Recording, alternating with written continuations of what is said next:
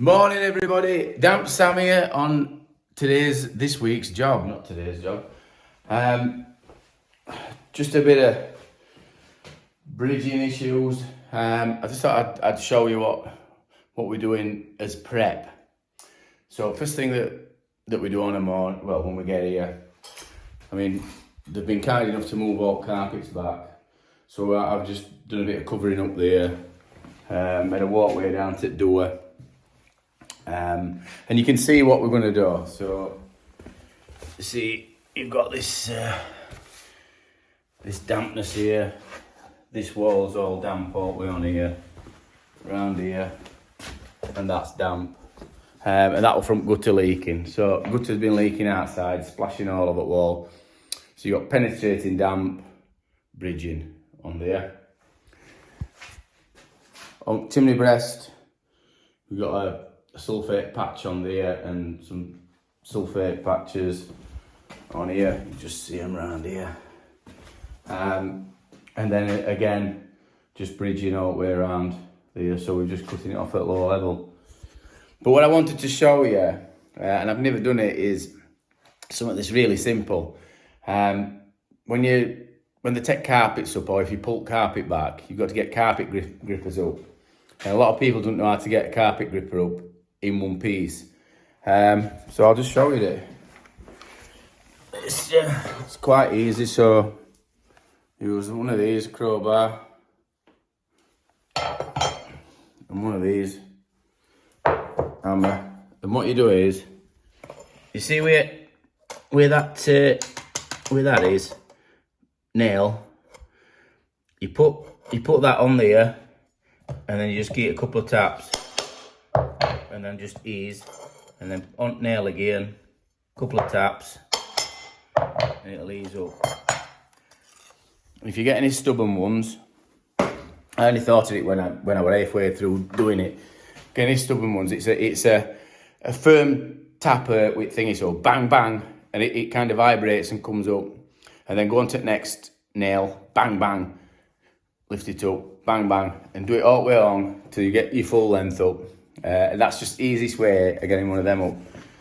What I've also done as a prep, so we're only doing it off, cutting it off to here. So I've got multi-tool, just cut down that skirting, and I've cut these with multi-tool just so I've got a nice edge on here. So wherever we're going to cut it off to, just whip it with multi-tool, with beadies, with metal beadies, and then once we've knocked it off and then reinstated, we can put a nice clean edge to it, bead to bead. I see a lot of people and jobs and that, and they just break it off with a hammer and chisel, and it bends it, and you just can't, it's hard to match it in. So we've just done that. So I just thought that'd be a nice video. I mean, next thing I'm going to do is just whip them skittings off. So we'll try and save them, but if they're rotten, they'll have to be thrown. But that's next job. Whip them off, and then it'll just be knocking plaster off. Then salt neutraliser after that, and then boards on that. But that'll probably be tomorrow's job. I'm going to be prepping it today. So I hope you got a bit of value from that small video. I might show you, I might do another bit later on if I see how interesting. But if I don't, please subscribe and please share the video. Give somebody else some value. Happy Monday. See you later.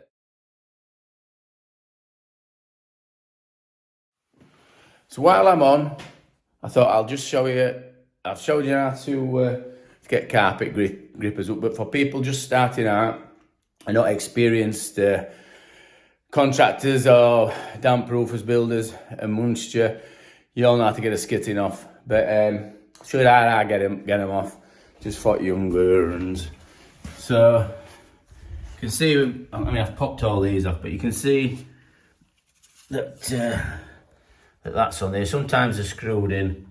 So what you do, if they're screwed in, you look, I can't see one on here, I've just done them all and all. You look for screw, so look for screw hole. So set if screw hole were there, then you kind of dig it into plaster. I don't know how to hold this, so let me just dip this. I'll try and do it. I'll try and do it holding camera. Right, so here we go. Right, so try and dig that into plaster. See how it's gone into plaster? That's so we'll try not to damage things, and then just ease it back. I mean, these have come off easy, but and with that one you can just now tap it outside. I hope I learnt you something then. So go into plaster, not into timber. You've got like probably 20 mil of plaster or something, 15 mil of plaster backing or whatever. So go into that first and then just ease it back off. Start at one end, either left or right. Start at end where it's not encased. So don't start in a corner where it's you've got one pushing up against the other. Always start on an end bit. Them skittings I've took off down here, just show you them. Absolutely rotten.